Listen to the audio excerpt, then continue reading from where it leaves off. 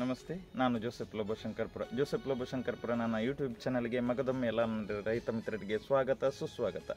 ಪ್ರೀತಿಯ ರೈತ ಮಿತ್ರರೇ, ಇವತ್ತು ನಮ್ಮ ನೀವು ಬೆಳೆಸಿ ಪೋಷಿಸಿದಂತಹ ಕೃಷಿ ಯೂಟ್ಯೂಬ್ ಚಾನಲ್ ಉನ್ನತ ಮಟ್ಟಕ್ಕೆ ಸಾಗ್ತಾ ಇದೆ. ಇದಕ್ಕೆ ಮುಖ್ಯವಾಗಿ ನಿಮ್ಮ ಸಹಕಾರ ಕಾರಣ. ಅದಕ್ಕೋಸ್ಕರ ದಯವಿಟ್ಟು ಯಾವುದೇ ವಿಡಿಯೋಗಳನ್ನು ಸ್ಕಿಪ್ ಮಾಡದೆ ನೋಡಿ.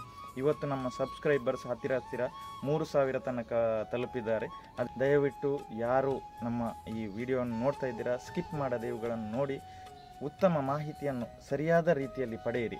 ಅದಕ್ಕೋಸ್ಕರ ಇವತ್ತೊಂದು ವಿಶೇಷ ವಿಡಿಯೋವನ್ನು ಮಾಡ್ತಾ ಇದ್ದೇನೆ. ಬನ್ನಿ, ಹಾಗಾದರೆ ಯಾವುದರ ಬಗ್ಗೆ ಅಂತ ತಿಳಿಸ್ತಿದ್ದೇನೆ. ಯಾರಿಗೆ ಸ್ಥಳಾವಕಾಶವಿಲ್ಲ ಅಂಥವರಿಗೆ ತಾರಸಿಯಲ್ಲೂ ಒಂದು ಪೈನಾಪಲ್ ಬೆಳೆಯಬಹುದು. ಉತ್ತಮವಾದಂಥ ಹಣ್ಣು, ತುಂಬ ಹೆಲ್ತ್ ಬೆನಿಫಿಟ್ ಹೊಂದಿರುವಂಥ ಹಣ್ಣು. ಮುಖ್ಯವಾಗಿ ಕರುಳು ಕಾಯಿಲೆಗಳಿಗೆ, ಅಜೀರ್ಣಕ್ಕೆ, ಕೆಲವೊಂದು ಹೊಟ್ಟೆ ಸಮಸ್ಯೆಗಳಿಗೆ ಪೈನಾಪಲ್ ಉತ್ತಮ ಔಷಧ. ಈವನ್ ಕಫ ಸಿರಪ್ಗಳು ಪೈನಾಪಲ್ ಫ್ಲೇವರಲ್ಲಿ ಬರ್ತವೆ. ಬನ್ನಿ, ಹಾಗಾದರೆ ತಾರಸಿಯಲ್ಲಿ ಯಾವ ರೀತಿ ಒಂದು ಪೈನಾಪಲನ್ನು ಬೆಳೆಸ್ಬೋದು ನೋಡಿ. ನಾನಿಲ್ಲಿ ತಗೊಂಡಿದ್ದೇನೆ 18 ಇಂಚು ವ್ಯಾಸವುಳ್ಳಂಥ ಒಂದು ಗ್ರೋ ಬ್ಯಾಗ್. ಇದರಲ್ಲಿ ಸಣ್ಣ ಗಿಡವನ್ನು ನಾಟಿ ಮಾಡಿದ್ದು.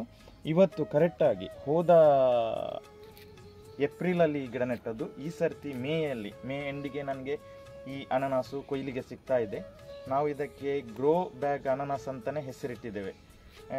ಹಾಗಾದರೆ ಇದಕ್ಕೆ ಏನು ವಿಶೇಷ ಗೊಬ್ಬರ ಕೊಡಬೇಕು? ಏನು ವಿಶೇಷ ಗೊಬ್ಬರ ಅವಶ್ಯಕತೆ ಇಲ್ಲ.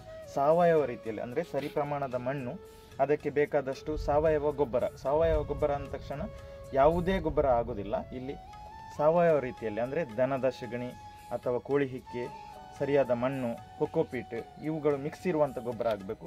ಸರಿ ಪ್ರಮಾಣ ಮಣ್ಣು ಮತ್ತು ಸಾವಯವ ಗೊಬ್ಬರವನ್ನು ಇದಕ್ಕೆ ಮಿಕ್ಸ್ ಮಾಡಿ ಈ ರೀತಿ ಸಣ್ಣ ಗಿಡವನ್ನು ನೆಟ್ಟರೆ ಕರೆಕ್ಟಾಗಿ ಒಂದೇ ವರ್ಷದಲ್ಲಿ ತಮಗೆ ಫಸಲು ಬರ್ತದೆ. ಹಾಗಾದರೆ ನಾನು ಇವತ್ತು ಗಿಡ ಬಿಚ್ಚಿ ತೋರಿಸ್ತಾ ಇದ್ದೇನೆ. ಇಲ್ಲಿ ಹಣ್ಣು ರೆಡಿಯಾಗಿದೆ. ಬನ್ನಿ, ಹಾಗಾದರೆ ನೋಡುವ. ಈ ಗಿಡ ದೊಡ್ಡದಾದ ಮೇಲೆ ಹಣ್ಣು ಬಿಟ್ಟ ತಕ್ಷಣ ನಾವು ಇದನ್ನು ಈ ರೀತಿಯಾಗಿ ಕಟ್ಟುವ ಉದ್ದೇಶವೇನೆಂದರೆ ಯಾವುದೇ ಪ್ರಾಣಿ ಪಕ್ಷಿಗಳ ದಾಳಿಗೆ ತುತ್ತಾಗದಿರಲೆಂದು ಇದನ್ನು ಕಟ್ಟುವ ಉದ್ದೇಶ. ಎರಡನೇದು, ಹಣ್ಣು ಕೂಡ ಒಳ್ಳೆಯ ರೀತಿಯಲ್ಲಿ ಬಂದಿರ್ತದೆ.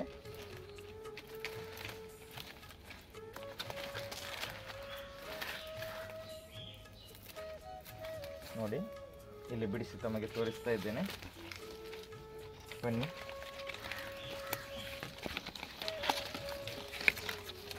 ನೋಡಿ, ಎಷ್ಟೊಂದು ದೊಡ್ಡ ಗಾತ್ರದ 2 kg ಅಧಿಕ ತೂಕವುಳ್ಳ ಅಂತಹ ಒಂದು ಅನಾನಸು ಇಲ್ಲಿ ಸೂಕ್ತ ರೀತಿಯಲ್ಲಿ ಬೆಳೆದಿದೆ. ಹಣ್ಣಿಗೆ ರೆಡಿಯಾಗಿದೆ. ಇದು ಹಳದಿ ಕಲರ್ ಬಂದಿದೆ. ಇನ್ನೊಂದು 2 ದಿನದಲ್ಲಿ ತುಂಬ ಗೋಲ್ಡ್ ಹಳದಿ ಕಲರ್ಗೆ ಇದು ಬರ್ತದೆ. ಆನಂತರ ತಿನ್ನಲಿಕ್ಕೂ ತುಂಬ ಸಿಹಿ. ಇಂಥ ಹಣ್ಣನ್ನು ತಾವು ವಿಶೇಷವಾಗಿ ಈಸಿಯಾಗಿ ಬೆಳೆಸಿ. ಎರಡನೇದು, ಒಂದು ಹಣ್ಣು ಆದ ತಕ್ಷಣ ಪುನಃ ಗಿಡಕ್ಕೆ ಏನು ಮಾಡೋದು, ಇದರ ಮೇಲ್ಗಡೆ ಇರುವಂಥ ಜುಟ್ಟನ್ನು ತೆಗೆದು ಗಿಡವಾಗಿ ಪರಿವರ್ತಿಸಿ ಅದನ್ನೇ ನಾಟಿ ಮಾಡಿದರೆ ಪುನಃ 1.5 ವರ್ಷಕ್ಕೆ. ನಾನು ಇದೇ ರೀತಿಯ ಗಿಡವನ್ನು ನಾಟಿ ಮಾಡಿದ್ದು. ಮಾರ್ಕೆಟಿಂದ, ನರ್ಸರಿಯಿಂದ ಖರೀದಿಸಿದ್ದ ಗಿಡವಲ್ಲ. ಇದೇ ಜುಟ್ಟನ್ನು ನಟ್ಟು ಬಂದಂಥ ಇದು ಕಾಯಿ. ಇದರ ಗಿಡವನ್ನು ಅದರಲ್ಲಿ ಒಳ್ಳೆ ರೀಪಾಟಿಂಗ್ ಮಾಡಿ, ಮಣ್ಣು ಮಾಡಿ ಅದರಲ್ಲಿ ಹೂತಿಟ್ಟರೆ ಖಂಡಿತ 1 ವರ್ಷಕ್ಕೆ ಫಸಲು ಬರ್ತದೆ. ಒಂದು ನೆನಪಿರಲಿ, ಯಾವುದೇ ಕೆಮಿಕಲ್ ಫರ್ಟಿಲೈಸರ್ ಸ್ಪ್ರೇಗಳನ್ನು ಬಳಸಬೇಡಿ. ವಿಷ ಪದಾರ್ಥಗಳನ್ನು ಬಳಸದೆ ಸಾವಯವ ರೀತಿಯಲ್ಲಿ ಬೆಳೆಸಿ ಉತ್ತಮ ಒಂದು ಹಣ್ಣು ನೀವು ಪಡೆಯಿರಿ ಅಂತ ಹೇಳ್ತಾ ಇವತ್ತಿನ ಈ ವಿಡಿಯೋನ ಮುಗಿಸ್ತಾ ಇದ್ದೇನೆ. ಧನ್ಯವಾದಗಳು. ಜೋಸೆಫ್ ಲೋಬೋ ಶಂಕರ್ಪುರ.